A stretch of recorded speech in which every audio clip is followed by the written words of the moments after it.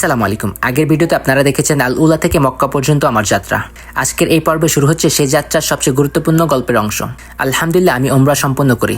তবে একটি বিষয় আমি আগে থেকেই বলতে চাই, আমি ওমরার সময় কোনো ভিডিও করিনি, কারণ এই ইবাদতটা সম্পূর্ণ আমি মনোযোগ দিয়ে শুধুমাত্র আল্লাহর জন্য করতে চেয়েছি। ক্যামেরার পিছনে না গিয়ে সেই মুহূর্তগুলো আমি নিজের হৃদয়ে ধারণ করতে চেয়েছি। তবে আমি চেষ্টা করব আমার অনুভূতি, সেই সময়ের অভিজ্ঞতা আপনাদের সাথে শেয়ার করতে। ওমরা করার পর শুরু হলো আরেকটি নতুন সুন্দর অধ্যায়, মদিনার পথে যাত্রা। রাসূল সাল্লাল্লাহু আলাইহি সাল্লামের শহর এক অন্যরকম প্রশান্তির জায়গা। এই ভিডিওতে আমি আপনাদেরকে দেখাবো সেই সফরের কিছু সুন্দর মুহূর্ত, তাই ভিডিওটি শেষ পর্যন্ত দেখুন আর আমার সাথে থাকুন এই পবিত্র যাত্রার শেষ অংশে।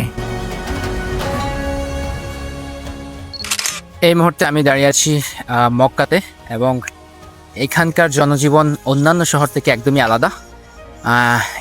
আজকে সবে বরাতের রাত, মানে 27শে রমজান, এবং এখানের মধ্যে প্রচুর জ্যাম, চারিপাশে প্রচুর হাজি, কোটি কোটি মানুষ এখানে আল্লাহর সান্নিধ্যে লাভের জন্য আসেন। এবং রাতের বেলা মক্কার দৃশ্য, আমি মক্কা নগরীর একটি রাস্তার মধ্যে অবস্থান করছি। আমার পাশে হাজার হাজার গাড়ি এবং ট্রাফিক জ্যাম প্রচুর।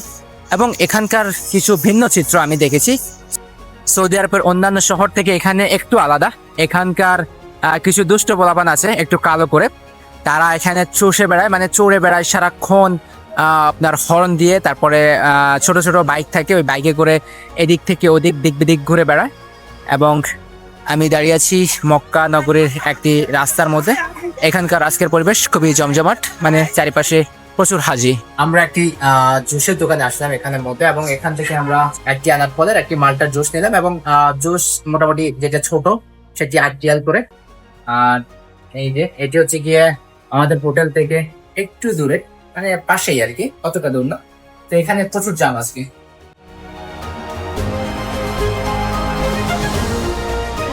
এরপর আমি অপেক্ষা করতে থাকি আমার খালাতো ভাইয়ের জন্য, যে কিনা মক্কায় বসবাস করে, মক্কায় কাজ করে, এবং বহুদিন পর তার সাথে আমার দেখা হবে। আমি তার জন্য অপেক্ষা করি এবং একসাথে সেহারি করব। তাই আমরা চলে যাচ্ছি আলবাইক। আলবাইক কিন্তু খুবই বিখ্যাত সৌদি আরবের মধ্যে। আমরা আলবাইকে গেলাম, সেখান থেকে সেহারি করার জন্য 3টে বুরুস্ট নিলাম, এবং আমরা রুমে চলে যাই। রুমে যাই, একসাথে সবাই সেহারি করি এবং তার সাথে কিছু গল্প গুজব করে তারপরে তাকে বিদায় দিয়ে আমরা একটু রেস্ট নেই। তারপর কিন্তু সকাল 10টা বাজে, আমাদের বাস আছে, বাসে করে আমরা আবার মদিনার উদ্দেশ্যে রওনা দেই। সো এখন দিনের 10টা বাজে, আমরা একটু পর রওনা দিব মদিনাতে। এবং মদিনাতে গিয়ে মসজিদুল নববীতে আমরা নামাজ পড়বো, তারপরে আবার আল উলাতে চলে যাব। আমরা মক্কা থেকে এইমাত্র মদিনায় এসে পৌঁছালাম এবং দাঁড়িয়ে আছি ইসলামের প্রথম মসজিদ, মসজিদুল কৌবার সামনে। আমার পিছনে যে সাদা মসজিদটি দেখতে পাচ্ছেন, এটি মসজিদুল কৌবা, এবং দাঁড়িয়ে আছি মসজিদুল কৌবার সামনে, যেটি ইসলামের প্রথম মসজিদ হিসেবে বিবেচিত। এবং নবী করিম মুহাম্মদ সাল্লাল্লাহু আলাইহি সাল্লাম যখন হিজরতে আসতেন মক্কা থেকে মদিনায়, তখন ইনি এই কৌবা যেই শহরটিতে, এখানের মধ্যে অবস্থান করেন, এবং এখানে তিনি অবস্থানকালীন একটি মসজিদ তৈরি করেন, মসজিদুল কৌবা। এবং বলা হয় থাকে, আপনি যদি আপনার ঘর থেকে, বাসা থেকে যদি আপনি অজু করে এসে মসজিদুল কৌবায় আসেন, এখানে 2 রাকাত নামাজ পড়েন, তাহলে আপনার একটি উমরা হজের সওয়াব মিলবে। তো এটি 622 খ্রিস্টাব্দে তৈরি হয়, এবং আমার পিছনে দেখতে পাচ্ছেন অসম্ভব সুন্দর করে সৌদি সরকার এটিকে সাজিয়েছে। আমরা এখানে 2 রাকাত নামাজ পড়ে তারপরে আমরা মসজিদুল নববীতে চলে যাব। এবং এখানটায় অসম্ভব সুন্দর, চারপাশে অনেক মানুষ, এবং এই যে মসজিদুল কৌবা।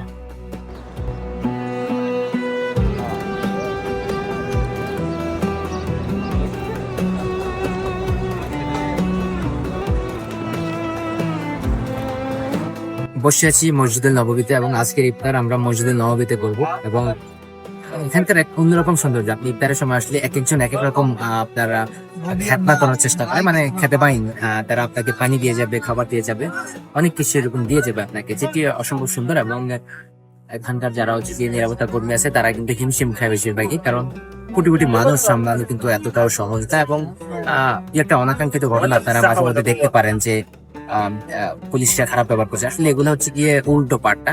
আসলে আপনি তাদের কথা শুনলে, তাদের নিয়ম মানলে তারা খুবই ভালো, এবং তারা খুবই বন্ধুত্ব সুলভ আচরণ করে।